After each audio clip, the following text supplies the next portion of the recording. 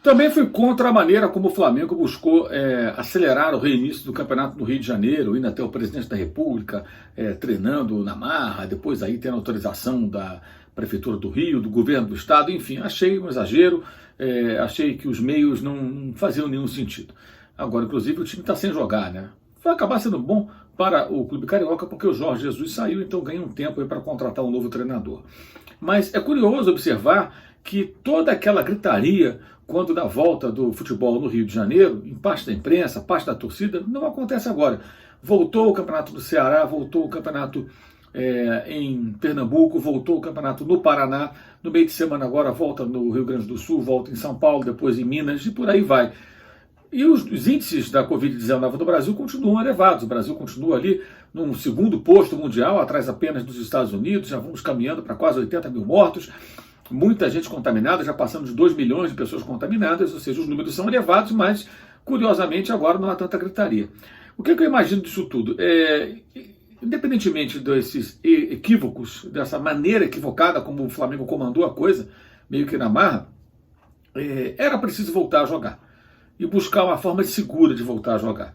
Na Europa, o que aconteceu? Os alemães serviram ali, entre aspas, de cobaia, muito organizados que são, estabeleceram um protocolo seguro e os demais países seguiram, está todo mundo jogando e tudo mais. E aqui no Brasil foi tudo feito de forma atropelada, mas até agora o que aconteceu? Terminou o Campeonato do Rio, nada de grave aconteceu, um jogador ou outro pegou a doença, mas aparentemente não foi porque estavam jogando.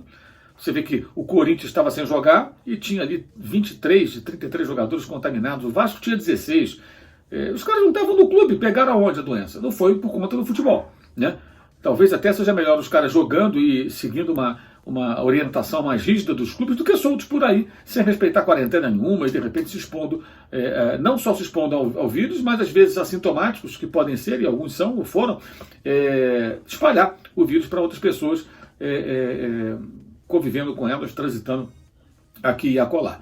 O fato é que o futebol voltou, outras atividades vão voltando, o cenário não é o ideal, o perfeito, o ideal seria que nós tivéssemos tido aqui uma quarentena de verdade, o tal do lockdown, ou seja, o confinamento, para descer essa curva de Covid, para poder controlar e aos poucos tentar reabrir. Mas o futebol, gente, observe, o futebol pelo menos no nível mais elevado, times de primeira divisão, até de segunda divisão, que tem uma estrutura melhor, ele aparentemente consegue ser praticado sem grandes riscos, pelo menos é o que estamos vendo, a quantidade enorme de jogos já realizados em outros países, e aqui no Brasil eles voltando também agora, e até agora nada de trágico aconteceu. Há um risco, é claro que há um risco para todos nós que eventualmente saímos da rua, vamos trabalhar, existe um risco.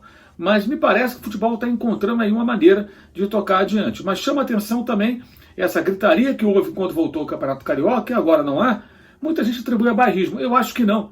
Eu acho que aí a explicação é outra. As pessoas já estão se acostumando com a ideia de que há condições de jogar futebol. O risco sempre haverá para todo mundo, quem joga futebol, quem não joga futebol, para quem vai à rua, para quem fica em casa. Você pode estar em casa, o vírus pode vir para dentro da sua casa, num objeto, uma pessoa que passe pela sua casa.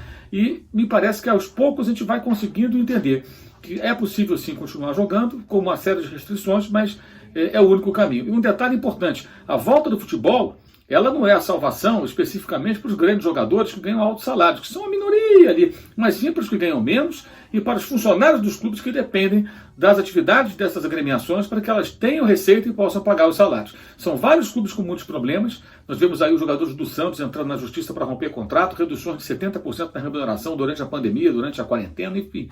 É um cenário bem preocupante. E o futebol, para sobreviver, precisa ter jogo, precisa voltar a jogar, para gerar receita pelo menos de televisão e dar uma exposição aos seus patrocinadores que também colocam dinheiro nos cofres desses clubes. É a única saída, com cuidado, com responsabilidade, e a gente vai percebendo que é possível sim. Ainda bem, tomara que continue dessa maneira, que nada de ruim aconteça e que a gente possa continuar tendo futebol sem público, com restrições, com limitações, até que o mundo possa de novo voltar ao seu dia a dia normal ou algo próximo disso. Saudações.